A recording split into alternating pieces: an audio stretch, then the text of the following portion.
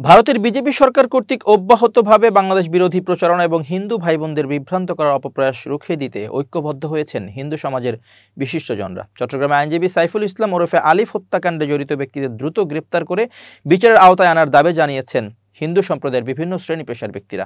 এ ঘটনাকে কেন্দ্র করে কোনোভাবেই যেন দেশের সাম্প্রদায়িক সম্প্রীতি বিনষ্ট না হয় সে বিষয়ে সবাইকে দায়িত্বশীল ভূমিকা পালনের আহ্বান জানিয়েছেন তারা।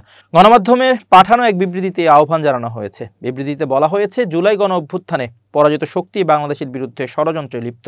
তাদের সঙ্গে গাঁট ছড়া বেঁধেছে তাদের আশ্রয় দেওয়া ভারতের হিন্দুত্ববাদী শক্তি ক্ষমতাসীন বিজেপি সরকার। বিজেপি দীর্ঘদিন ধরেই আওয়ামী লীগের সহায়তায় বাংলাদেশের সাধারণ হিন্দুদের মধ্যে হিন্দুত্ববাদী উচ্চতার জমিন তৈরি করেছে। 5 আগস্ট পরবর্তী সময়ে তারা সেটাকে কাজে লাগিয়ে ক্ষমতাচ্যুত আওয়ামী লীগের সঙ্গে মিলে মিথ্যাচার ছড়িয়ে দেশের মধ্যে সাম্প্রদায়িক বিদ্বেষ ও দাঙ্গা সৃষ্টি করতে চাইছে। বিবৃতিতে আরও বলা হয়, বাংলাদেশ সম্মিলিত সনাতনী জাগরণ জোটের মুখপাত্র চিন্ময় কৃষ্ণ দাসকে গ্রেপ্তারের পরপরই ভারতের পররাষ্ট্র মন্ত্রণালয় থেকে যে বিবৃতি পাঠানো হলো সেটি স্বাভাবিক কূটনৈতিক কার্যক্রমের মধ্যে পড়ে না। তাকে গ্রেপ্তার করা হয়েছে, তিনি ভারতীয় নাগরিক নন। তার জামিন কেন দেওয়া হলো না এ প্রশ্ন পরোক্ষভাবেও অন্য কোনো রাষ্ট্র করতে পারে না। ভারতের অভ্যন্তরে সংখ্যালঘুদের যে পরিস্থিতি, তাতে অন্য দেশের সংখ্যালঘুদের নিয়ে বক্তব্য দেওয়া কোনো নৈতিক অধিকারই বিজেপি সরকারের নেই। এসব কর্মকাণ্ডের উদ্দেশ্য বাংলাদেশে অস্থিরতা ও দাঙ্গার পরিবেশ সৃষ্টি করা, আওয়ামী লীগের পুনর্বাসন ঘটানো এবং ভারতে বিজেপির ক্ষয়িঞ্চু অবস্থানকে পুনরুদ্ধার করা। বিগত আওয়ামী লীগের আমলেও দেশব্যাপী হিন্দুদের বাড়িঘরে হামলা, জমি দখল, মন্দির ভাঙচুর, এমনকি হতাহতের ঘটনাও ঘটেছে।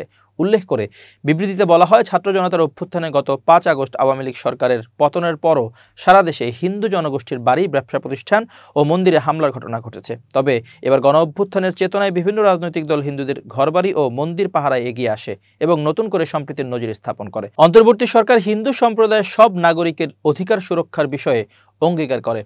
এর প্রতিফলন এবারে দুর্গাপূজায় সর্বোচ্চ নিরাপত্তা বিধানের মধ্যে লক্ষ্য করা গেছে। বিবৃতিতে বলা হয়, মনে রাখতে হবে, কিছু ধর্মীয় সংগঠন মানেই এই দেশের সমগ্র হিন্দু সম্প্রদায় নয়। এই দেশের হিন্দুরা বরাবরই অসাম্প্রদায়িক বাংলাদেশের পক্ষে। স্বাধীনতা যুদ্ধ সহ সব গণতান্ত্রিক আন্দোলনে হিন্দু জনগোষ্ঠীর লোকজনের উজ্জ্বল ভূমিকা রয়েছে।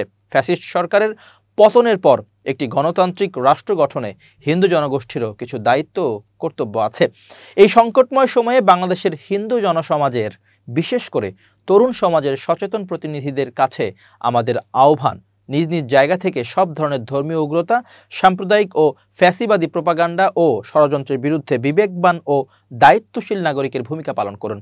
বিবৃতিদাতারা হলেন দেবাশিস চক্রবর্তী, দীপক সুমন, খোকন দাস, প্রীতম দাস, মেঘমল্লার বসু, ধ্রুবজ্যোতি হোর, সীমা দত্ত, স্নেহার্দি চক্রবর্তী, জয়দীপ ভট্টাচার্য, অনিক রায়, বিথি ঘোষ, ইন্দ্রাণী ভট্টাচার্য, সজীব চক্রবর্তী, দীপঙ্কর বর্মন, দুর্জয় রায়, নয়ন সরকার ও সজীব কিশোর চক্রবর্তী।